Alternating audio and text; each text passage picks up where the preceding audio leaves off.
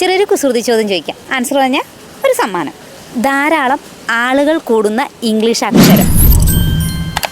C അല്ല English BC അല്ല, അക്ഷരമാണ്, ലെറ്ററാണ്. ഒരു എ പോലെ ബി പോലെ അങ്ങനെ.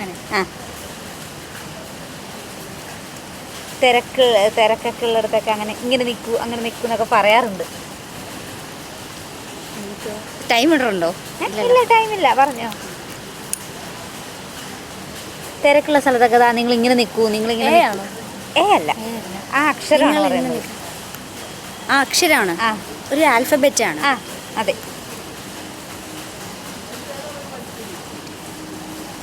നമ്മളെല്ലായിടത്തും ചെല്ലുമ്പോഴും അതുണ്ടാവും. ഇപ്പോൾ ആശുപത്രി ചെന്ന് കഴിഞ്ഞാലും അല്ലെങ്കിൽ നമ്മൾ ക്യൂ. അതെ. അടുത്തത് ഉണ്ടോ? അങ്ങനെ 3 ചോദ്യം ചോദിക്കും. ആ ഏതെങ്കിലും ഒരെണ്ണത്തിന്, ഇപ്പം നിങ്ങൾ ഒരെണ്ണത്തിന് ആൻസർ പറഞ്ഞല്ലോ. നമ്മൾ പെൺകുട്ടികളെ അഭിസംബോധന ചെയ്യുന്ന മലയാള മാസം, സ്ത്രീകളെ. മലയാള മാസമോ? മലയാള മാസം. ഇപ്പോൾ ചിങ്ങം, കന്നി അങ്ങനെയൊക്കെ മാസം ഉണ്ടാവില്ല. അതിൽ സ്ത്രീകളെ, പെൺകുട്ടികളെ അഭിസംബോധന ചെയ്യും. മീനമാണോ? അല്ല, അത് മലയാളത്തിൽ ആ മാസമാണെങ്കിലും ഇംഗ്ലീഷിലാണ് അത് വരുന്നത്. ഇംഗ്ലീഷിലാണോ വരുന്നത്? വിഷു ആ മാസം. മേടമാസം. അത് മേടമാസത്തിന്റെ ഇംഗ്ലീഷ് എന്താ? മേടം തന്നെയാണ്. ഓ, സ്ത്രീകളെ മേടം.